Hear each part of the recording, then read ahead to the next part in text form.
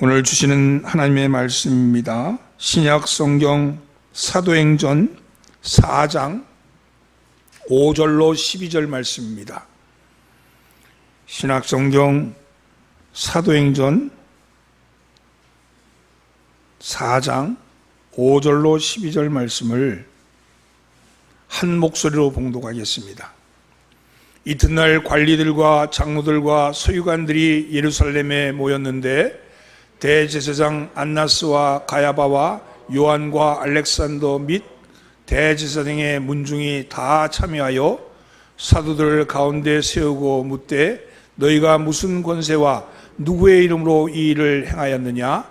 이에 베드로가 성령이 충만하여 이르되 백성의 관리들과 장로들아, 만일 병자에게 행한 착한 일에 대하여 이 사람에게 어떻게 구원을 받았느냐고 오늘 우리에게 질문을 한다면, 너희와 모든 이스라엘 백성들은 알라.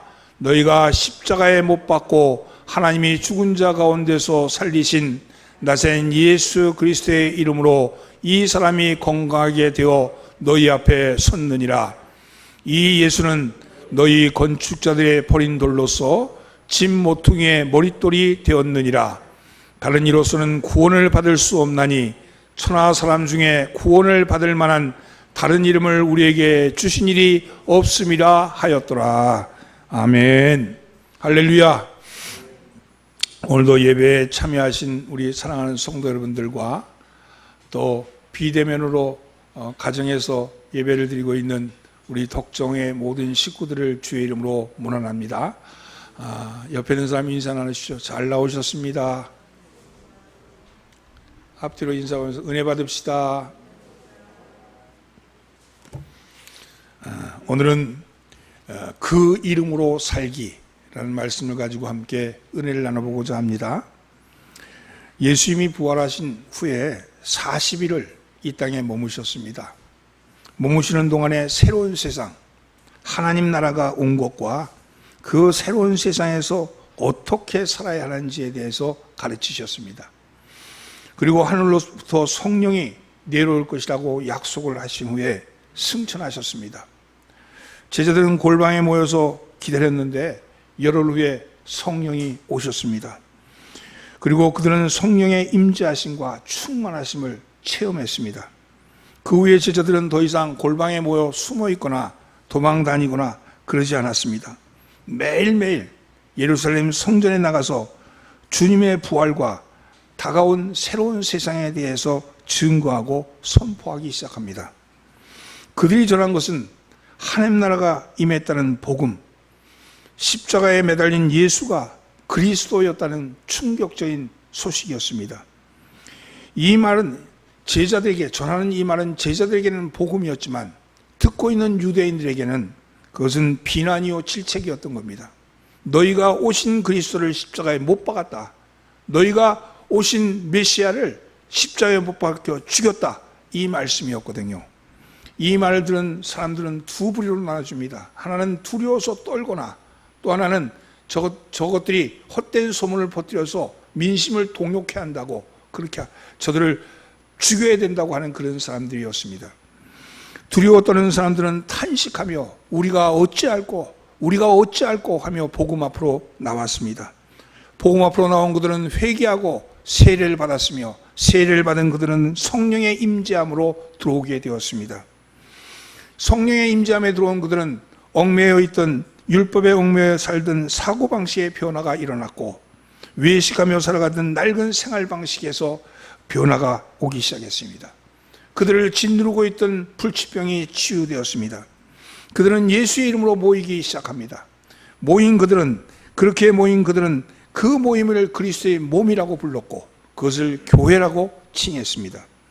예수 그리스도 이름으로 모이는 교회는 영적 부흥과 아울러 양적 부흥도 이루어졌습니다. 이러한 모습을 바라보고 있는 절대 권력자들, 당시에 절대 권력을 가지고 있던 기득권자들, 특별히 종교 기득권자들은 사도들의 복음 증거에 대해서 못마땅하게 여겼습니다. 그리고 공포 분위기를 조성해서 사도들의 활동을 막고자 했습니다. 오늘 본문은 바로 베드로와 요한이 성전 미문 앞에 앉아서 구걸하던 지체장애인을 고친 그 사건 때문에 일어난 일입니다. 베드로와 요한은 종교 기득권자들에 의해서 잡혀왔습니다. 그곳에 관리들과 장로들, 특별히 서기관들, 그리고 대제사장 안나스와 가야바와 요한과 알렉산더와 대제사장 문중들이 다 모인 곳에 끌려왔습니다. 그리고 잡아온 그들은 베드로와 요한을 가운데 세우고 윽박지르는 겁니다. 오늘 본문에 나오는 5절과 7절이 바로 그 장면입니다. 함께 봉독합니다. 이튿날 관리들과 장로들과 서기관들이 예루살렘에 모였는데 대제사장 안나스와 가야바와 요한과 알렉산더와 및 대제사장의 문중이 다 참여하여 사도들을 가운데 세우고 묻되 너희가 무슨 권세와 누구의 이름으로 이 일을 하였느냐? 너희가 무슨 권세와 누구의 이름으로 이 일을 행했느냐? 종교 기득권자들은 베드로와 요한에게 그렇게 묻는 겁니다.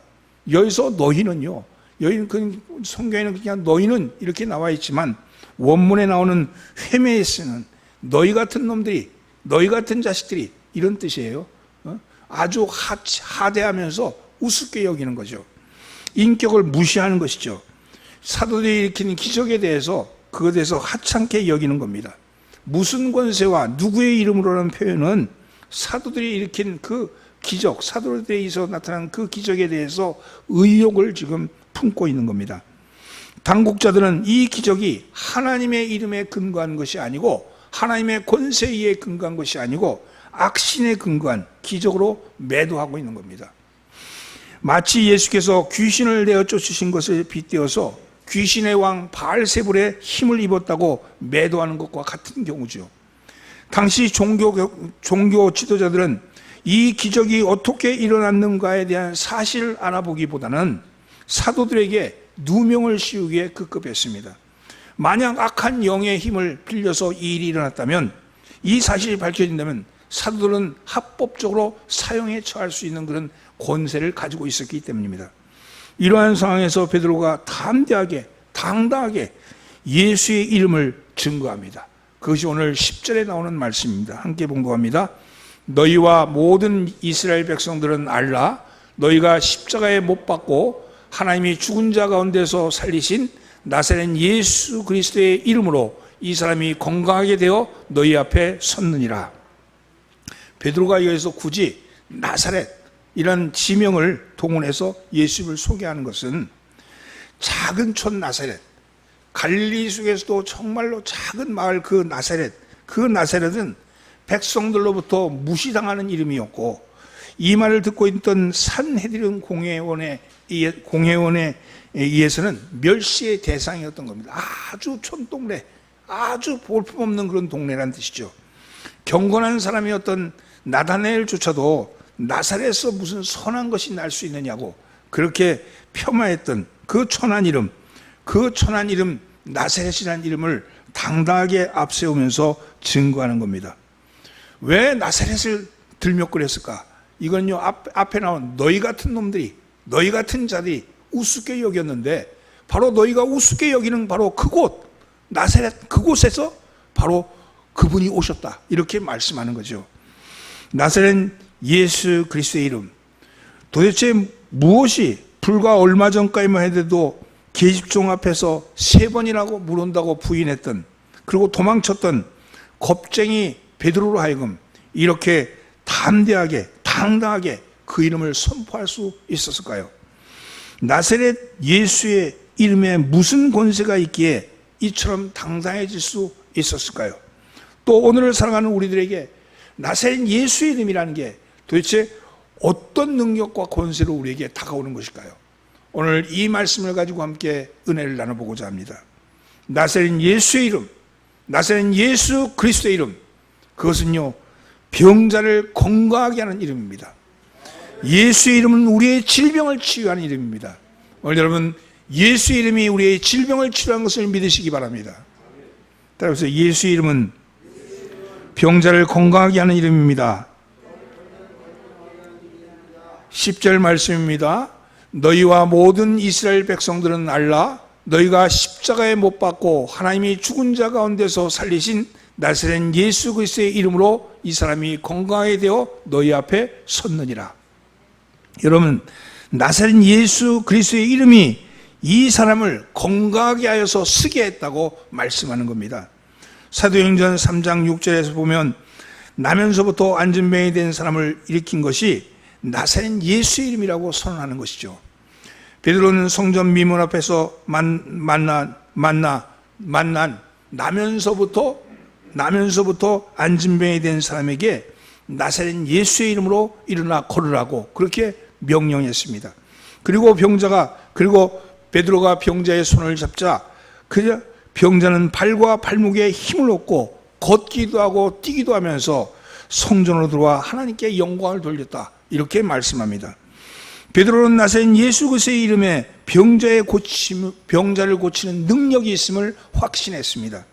성령의 충만함을 입은 베드로에게 나사렛 예수의 이름은 병자를 건강하게 하는 이름이요, 그것은 병자를 고치는 능력의 이름인 것을 그는 그 능력의 이름에 대해서 확신을 가졌다는 말씀이죠. 베드로가 이처럼 담대한 용기를 갖게 된 것은 바로 나사렛 예수께서 모든 병을 치유하시는 능력 있는 분이라는 것을 알았기 때문이고, 성령께서 그 마음에 감동을 주어서 그 입에서 나사렛 예수의 이름으로 일어나 걸어라 이렇게 말씀하였던 것이죠. 예수님의 제자들은 예수님의 공생애 동안에 그 기간 동안 내내 병 고치는 예수님의 모습을 보았고 그 능력을 충분하게 맛보았습니다. 사도들 스스로도 파송을 받아서 병 고치는 이적을 행하기도 했습니다. 그러나 주님이 십자가에 달려 대속의 사역을 마치시고 부활 승천하셔서 성령이 보내주시기 전까지는 사도들이 그것을 알고 있었지만 행할 수는 없었습니다. 용기가 나지 않았던 것이죠. 담력이 부족했던 것이죠. 그러나 오순절 성령 강림하시고 성령이 그들에게 오셨고 성령의 충만을 입었을 때 그들은 놀라운 담력을 얻게 되는 겁니다. 성령은요, 우리로 하여금 예수 이름의 능력이 어떠한 것인가를 깨닫게 하고 그것을 느끼게 하고 그것을 행하게 한다는 사실입니다. 과거에 예수님과 동행하면서 배웠던 경험이 되살아났고 주님께서 약속하신 성령의 능력이 제자들에게 직접 나타나기 시작한 것입니다. 마가복음 16장 7절 말씀에 보면 주님은 부활하신 후에 제자들과 식사를 나누시면서 이렇게 말씀합니다. 믿는 자들에게는 이런 표적이 따르리니 곧 너희가 내 이름으로 귀신을 쫓아내며 새 방언을 말하며 그리고 18절에 뱀을 집으며 무슨 독을 마실지라도 해를 받지 아니하며 병든 자에게 손을 얹은 즉 나으리라 이렇게 말씀하셨습니다. 이제 베드로에게는 성전 미문 앞 안진뱅이가 일어나는 것이 그리 큰 일이 아닙니다. 왜냐하면 주님이 약속하신 약속의 말씀을 따랐기 때문입니다. 왜냐하면 성령님이 오신 후에 나사렛 예수의 이름 안에는 이보다 더 큰 능력이 있음을 깨달았기 때문입니다. 그래서 베드로가 산헤드린 공회에서 살기 등등한 분위기 속에서 그리고 그 안에서 담대하게 나사렛 예수의 이름을 자랑할 수 있었던 것입니다. 예수님이 만병의 통치자이심을, 만병의 치유자이심을 확신했기 때문입니다. 사랑하는 성도 여러분, 여러분과 저 또한 사도들처럼 이 이름의 권세를 누릴 약속을 받은 사람들입니다.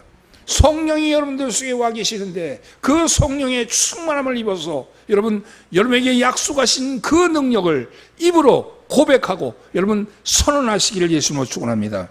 예수 이름으로 귀신을 쫓아내야 합니다. 예수 이름으로 새 방언을 말해야 합니다.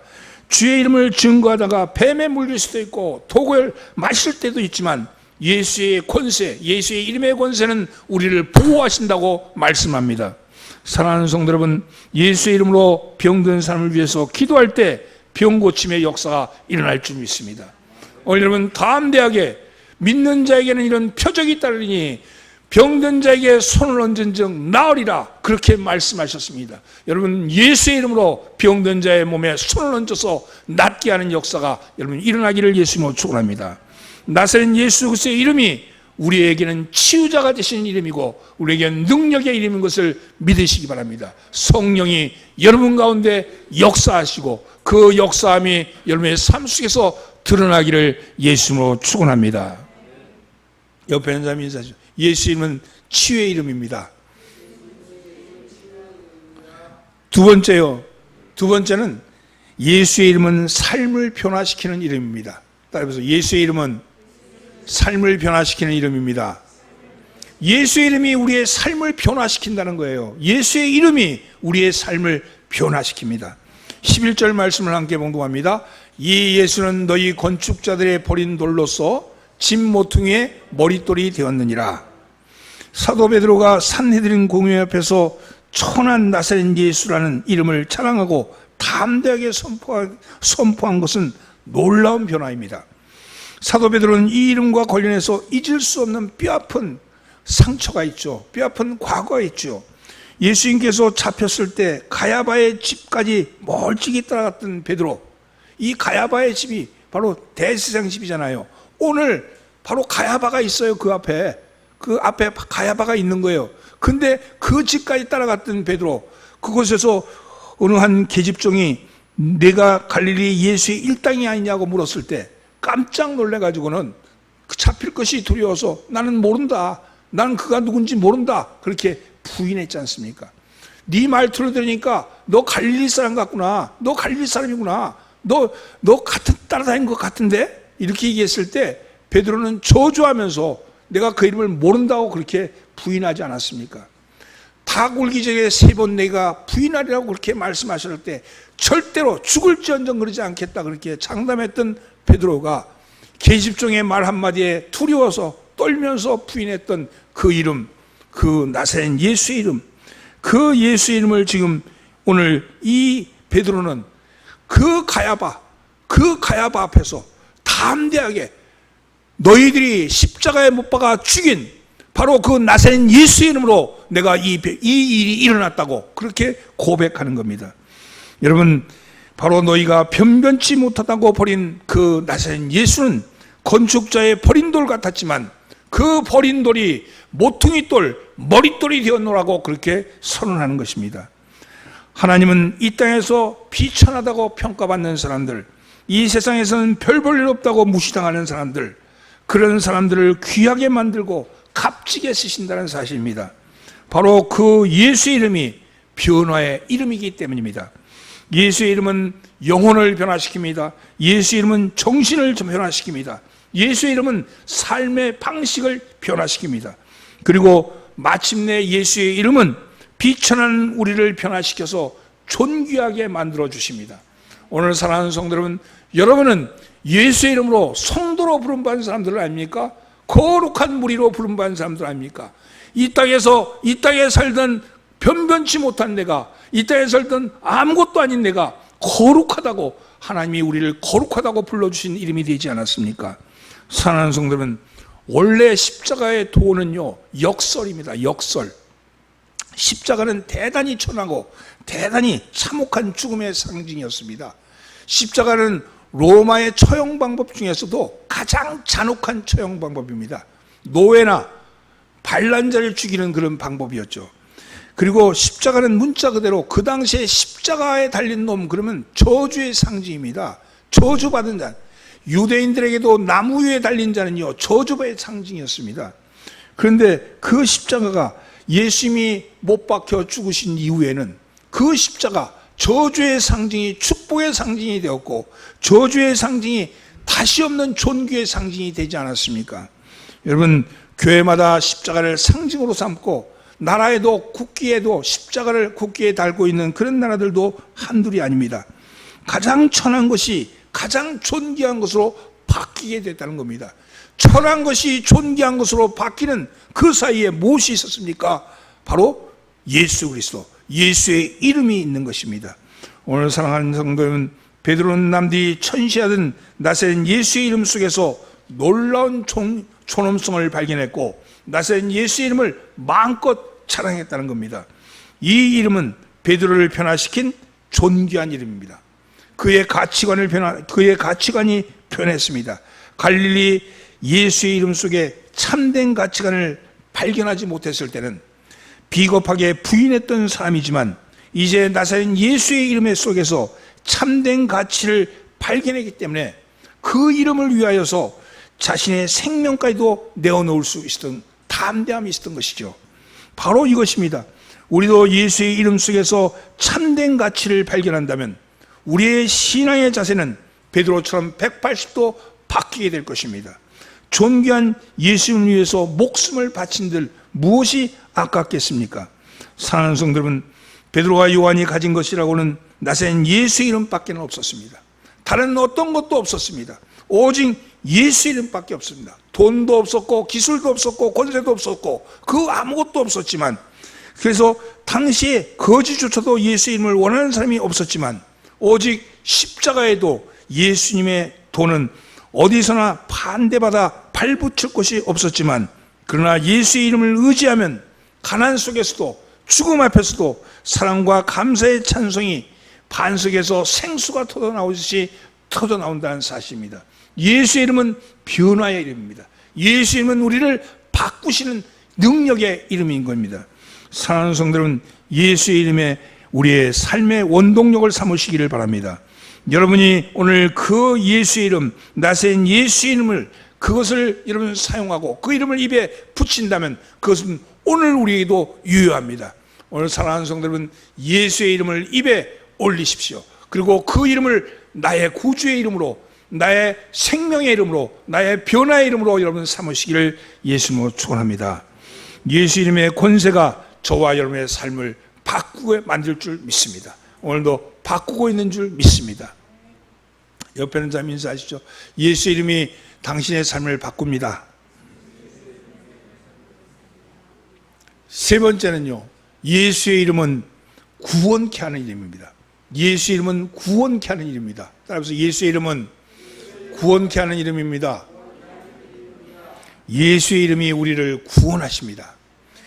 12절 말씀을 함께 봉독합니다. 다른 이로서는 구원을 얻을 수 없나니 천하 인간의 구원을 얻을 만한 다른 이름을 우리에게 주신 일이 없음이니라. 사도 베드로는 나사렛 예수의 이름이야말로 구원을 얻을 유일한 이름이라고 담대하게 선포합니다. 베드로는 나사렛 예수의 이름 속에 놀라운 구원의 능력이 있다고 선포하는 겁니다. 베드로의 선포 속에는 나사렛 출신인 예수 그분이야말로 치유자일 뿐만 아니라 유일한 구원자라고 하는 엄청난 내용을 선포하는 것이죠. 천하 인간의 구원을 얻을 만한 다른 이름을 우리에게 주신 일이 없다. 천하 인간에게 구원을 얻을 만한 다른 이름을 우리에게 주신 일이 없다. 예수 그리스도만이 인류의 유일한 구원자다, 이렇게 말씀하는 겁니다. 사랑하는 성도들은 베드로의 자신만만한 선포처럼 천하 인간의 구원을 가져오는 유일한 이름은 오직 예수밖에 없습니다. 이 세상은 구원에 대해서 사도의 증거는 사뭇 다른 사상으로 무장되어 있습니다. 어떤 사람은 철학에서 구원을 찾기도 하고, 어떤 사람들은 과학에서 그 길을 찾으려고 듭니다. 또 어떤 사람은 경제적인 어떤 그것을 싸움으로 찾으려고 들고, 또 어떤 사람은 종교를 찾아서 그 일을 찾으려고 듭니다. 그러나 유사일에 예수 그리스도를 통하지 않고는 영생의 길을 찾은 사람은 아무도 없습니다. 진리를 찾아 헤매던 수많은 사람들은 결국 예수 그리스도의 십자가 밑에서 참된 안식을 얻었고 영원한 영생의 축복을 누릴 수 있었습니다. 에덴 동산에서 범죄 이전에 아담은 하나님과 통했고 하나님을 아버지로 알듯이 알았고 죽음과 죄를 모르는 생명을 소유했습니다. 그러나 범죄 후에 하나님과의 대화는 단절되었고 하나님을 아는 일에 대해서는 영적인 백치가 되었고 죄와 사망과 사망의 권세 아래서 에덴 동편의 생명과는 단절된, 차단된 가인족이 되고 말았습니다. 여러분, 죄를 범하기 전에 아담은요, 눈에 보이는 것과 눈에 보이지 않는 것을 다 볼 수 있었어요. 그래서 눈에 보이지 않는 하나님과 온전한 소통이 나눠지게 되었습니다. 하나님을 볼 수 있었으니까요. 그런데 범죄했을 때 보암직도 하고 먹음직도 한 것을 따먹음으로 인해서 눈에 보이지 않는 것이 보이지 않는, 그래서 하나님과의 관계가 단절되어 버린 거예요. 눈에 보이지 않으니까. 그리고 눈에 보이는 것, 그것만이 전부인 것 같이, 그래서 땅에 있는 것, 세상에 땅에 있는 것이 전부인 것 같이 그렇게 살아왔습니다. 하나님은 끊임없이 땅에 있는 이 사람들과 대화를 하려고 들었지만 이 땅에 있는 사람들은 판단하기에 자기가 보이는 것, 눈에 만지는 것, 이것이 전부인 줄 알고 살다가 그것으로 땅에 묻히고 만 겁니다. 그래서 눈에 보이지 않던 하나님이 눈에 보이는 하나님으로 이 땅에 오신 거예요. 눈에 보이는 하나님으로 이 땅에 오셔서 눈에 보이는 하나님으로 우리에게 말씀하시고 가르치시고 그리고 진리를 선포하셨습니다. 그리고 그분이 아담이 저지른 범죄로 말미암아 생겼던 그것에 대해서, 그래서 거역함으로 죄가 들어왔는데 순종함으로 우리가 다시 회복을 하게 된 겁니다. 그리고 눈에 보이지 않는 하나님으로 올라가셨죠. 그 눈에 보이지 않는 하나님이 다시 우리 속으로 들어오셔서 우리 가운데 오셔서 우리 안에 내주하시는 거예요. 눈에 보이지 않는 하나님이 우리 속에 와서 계시는 거예요. 그분이 누구예요? 성령님인 거예요. 그래서 성부와 성자와 성령은 하나이고 그 하나님은 동일한 하나님이어서 삼위일체 아닙니까? 여러분, 이것이 기독교의 진리입니다. 이 말씀대로 하면 오늘 우리 가운데 와 계시는 하나님은 지금 밖에 하늘에 계신 하나님, 하늘에 계신, 우리의 보이지 않는 곳에 계신 것이 아니라 보이지는 않지만 우리 가운데 오셔서 우리 안에서 내주하고 계시는 하나님인 것을 믿으시기 바랍니다. 온 인류는 조상 아담의 범죄로 말미암아 삼중의 상실을 얻었습니다. 첫째는요, 하나님과 교통이 상실되었습니다. 둘째는요, 하나님에 대해서 아는 지식이 상실되었습니다. 그리고 세 번째는요, 영원한 생명을 상실하고 만 겁니다. 영생을 잃어버린 것이죠. 그런데 마지막 아담 되시는 예수님은 인류에게 상실된 모든 것을 회복시켜 주십니다. 먼저는 그의 십자가로 하나님께 가는 길, 하나님과의 관계를 회복시켜 줬습니다. 다음으로 말씀이 육신이 되어서 하나님이 되신 분이기 때문에 그래서 하나님께 대한 당신의 최후 계시를 보여주심으로 하나님에 대한 지식을 회복시켜 주셨습니다. 그리고 마지막으로 여러분, 믿는 자에게 영생을 주심으로 생명을 회복시켜 주신 것이죠. 오늘 우리가 예수의 이름을 고백할 때 바로 그 믿는 자에게 고백되어지는 힘, 성령이 아니고는 주님의 이름을 고백할 수 없다 그랬어요. 여러분, 그 성령이 주시는 그 이름으로 인해서 우리가 영생을 회복하게 된다는 사실입니다. 오늘 여러분, 이것을 믿으시기 바랍니다. 사랑하는 성도님, 예수 그리스도만이 구원을 향한 대답입니다. 진리에는 두 길이 있을 수가 없어요. 예수만이 유일한 길이요, 유일의 진리요, 유일의 생명입니다. 오직 한 길, 예수 외에는 구원이 없습니다. 이것이 기독교 전도의 대전제입니다. 그것이 바로 기독교가 좁은 문이라는 거예요. 좁은 문. 여러분, 세상의 종교를 보면요, 불교도 그렇잖아요. 다른 거 다 인정해. 원불교 같은 거 다 인정해. 진리를 마치 산꼭대기에 올라가는 걸 진리를 보면서 어느 길로 올라가든지 길은 다 있기 마련이지 꼭 그 길로만 가야 돼? 길에 올라가려면 뭐 이 종교 저 종교 다 갈 수 있는 거지. 이게 뭐예요? 종교다원주의예요. 그런데 기독교는 아니라고 얘기합니다. 오직 예수만이 길이다. 그것만이 진리의 길이고 그것만이 가는 길이라고 그렇게 얘기합니다. 그래서 사람들에게 거부감을 주고 예수 믿는 사람 참 편협해. 어떻게 예수만이 길이라 그래? 어떻게 예수만이 다 진리라 그래? 이렇게 얘기를 합니다. 그래서 좁은 거예요. 그래서 그 길을 믿기가 좁은 거예요. 아니, 포용적이고 더 넉넉하면 좋을 텐데 만유의 구주라 그랬는데 어떻게 예수만이 길이냐, 예수만이 문이냐 이렇게 말하지 않습니까? 그러나 이게 진리입니다. 예수만이 진리입니다. 2 플러스 2는 4가 답이죠. 2 플러스 2가 5가 되고 6이 될 수는 없는 거예요. 답은 오직 하나일 수밖에 없는 겁니다. 사랑하는 성도 여러분, 우리는 예수만이 우리의 길인 것을, 예수만이 우리의 진리인 것을 믿는 사람입니다. 이것이 예수의 이름이 유일한 구원의 길이기 때문에 그렇습니다. 사랑하는 성도 여러분, 나사렛 예수 그리스도의 이름이 저와 여러분을 구원케 하신 유일한 이름인 것을 믿으시길 바랍니다. 당신 예수 믿어? 이렇게 물었을 때 예, 믿어요. 예, 믿어요. 예수님이 구원자이심을 믿어? 예, 믿어요. 그럼 예수님만이 유일한 길인 것을 믿어? 예, 믿어요. 그 믿음이 있다면 여러분, 말씀이 들리게 돼요. 말씀이 들리게 돼. 응? 내가 예수를 예수를 믿는 사람이 안 믿는 사람이 아는 증거가 뭐냐면 말씀이 귀에 들리는 거예요. 예? 말씀이 그 말씀이 맞아. 그 말씀이 맞아. 이렇게 말씀이 들려지게 될 때 그 사람은 구원받은 사람이에요. 오늘 여러분의 말씀이 귀에 들리시기를 바랍니다. 그래서 예수님 말씀하시죠. 귀 있는 자는 들을지어다. 귀 있는 자는 들을지어다. 귀 있는다는 게 뭐예요? 이 귀가 아니고요. 들을 귀 있는 자는 들으라는 거예요. 예수의 말씀이, 설교의 말씀이 내게 들려진다. 그래, 맞아. 인정되어진다. 아멘. 그래요, 맞아요. 그렇게 될 때 그 사람은 구원받은 사람이고, 그 사람이 바로 예수님을 증거할 사람이고, 그 사람 안에 와 있는 성령님이 오늘 말씀하신 대로 치유의 역사를 만드시며 우리를 유일하게 만드시는 하나님이 된 것을 믿는다는 거예요.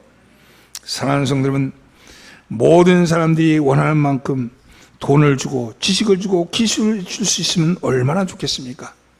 모두 서울대 가고 모두 강남 살면 얼마나 좋겠습니까? 그런 데 사는 사람은 특별한 사람들, 그런 데 사는 사람은 특권층입니다. 서로 가졌다 할지라도 천국을 마음대로 가질 수 없는 사람입니다. 그래서 이 세상은 특권층과 특권층이 아닌 층으로 나눠져 있잖아요. 그런데 예수 이름, 구원의 이름은요, 누구에게나 믿기만 하면 구원받는다고 말씀합니다. 그래서 이 이름이 우리에게 귀한 이름이고 이 이름이 그에게 유일한 이름이라는 것이죠. 사랑하는 성도들은, 나사렛 예수 이름은 참으로 놀라운 이름입니다. 이 이름에는 불치의 병도 치유할 수 있는 강력한 능력이 있습니다. 이 이름에는 우리를 영생으로 이끌어주는 구원의 능력이 있습니다. 아니, 이 이름 외에는 어떠한 것에도 구원은 없습니다.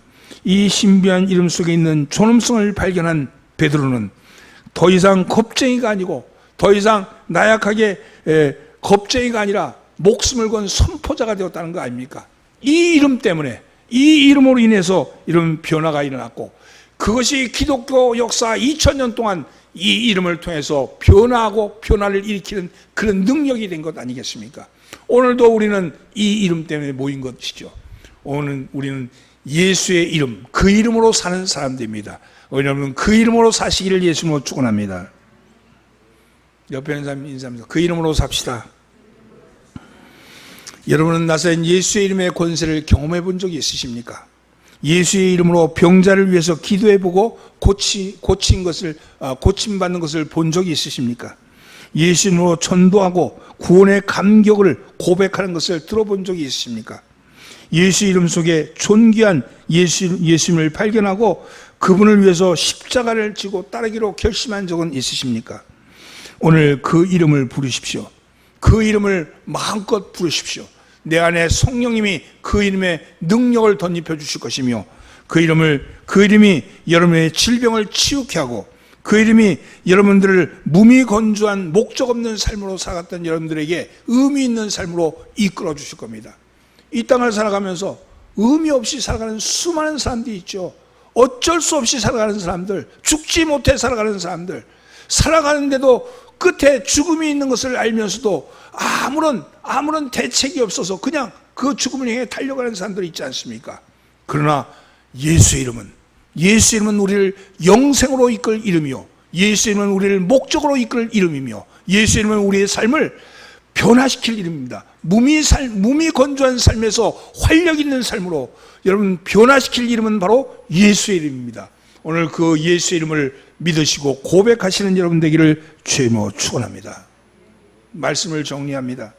우리가 고백하는 예수의 이름, 그 이름은 능력의 이름이고 그 이름은 권능의 이름인데, 그 이름이 어떤 이름이라고 오늘 본문은 증거하고 있습니까? 첫째는요, 병자를 건강하게 하는, 치유하는 이름이다. 두 번째는요, 삶을 변화시키는 변화의 이름이다. 세 번째는요, 우리를 구원케 하는 구원의 이름이다. 오늘 이 이름으로 이 한 주간 살아가시길 바랍니다. 여러분 앞에 문제가 있다 할지라도, 여러분 앞에 어떠한 어려움이 있다 할지라도 그 어려움 앞에 담대하게 이렇게 나는 예수의 이름으로 사는 사람이야, 나는 예수의 이름으로 사는 사람이야, 나는 예수의 이름으로 사는 사람이야, 이렇게 여러분에게 힘을 주시고 성령님을 의지하면 그 성령님이 그 이름으로 인해서 여러분의 삶을 바꿔놓으실 줄 믿습니다. 여러분, 변화의 역사가 여러분 가운데 일어나기를 주의 이름으로 축원합니다. 축원합니다. 기도합니다. 주님, 지구촌은 코로나19로 재앙의 강을 건너고 있습니다. 치료하시는 하나님, 이 재앙이 하루빨리 지나가게 하시고 병든 몸과 상한 마음을 회복시켜 주옵소서. 무너진 인간관계와 얽힌 삶의 문제가 해결되게 하여 주옵소서. 쓴물을 단물로 변화시켰던 마라의 샘물의 역사가 이곳에 일어나게 하옵소서. 세상에서는 쓸모없는 씨띤 나무지만 그 나무 조각이 모여서 소중한 법궤를 만든 것처럼 저희의 연약하고 부족함이 도리어 주님의 영광을 드러내는 도구가 되게 하여 주옵소서. 사회적 거리두기로 인하여 비대면으로 흩어져 예배드리는 덕정의 가족들에게 살아계신 하나님, 이 예배를 통하여 용기와 격려의 말씀을 주시어 새 힘을 얻게 하여 주옵소서. 각종 질병으로 인하여 신음하는 형제와 자매를 위하여 기도합니다. 예기치 못한 질병의 소식으로 망연자실하는 자매와 악성 종양으로 넋이 나간 형제의 심령이 비록 물이 없어 마르고 곰핍한 땅 같지만 주님, 사라밧에 내렸던 탄비의 소문을 듣게 하사 그 영혼을 소송케 하시고 그 육신이 힘을 얻게 하여 주옵소서. 우리 구주 예수님의 이름이 치유의 이름이요 능력의 성모인 것을 이 아침 고백하며 감히 예수의 이름으로 질병의 사슬이 끊어지기를 간구합니다. 예수 이름으로 건강이 회복되기를 선언합니다. 예수 이름으로 주님 침상을 들고 일어나기를 소원합니다. 주님 이루어지게 하여 주옵소서. 주님 긍휼히 여겨 주옵소서.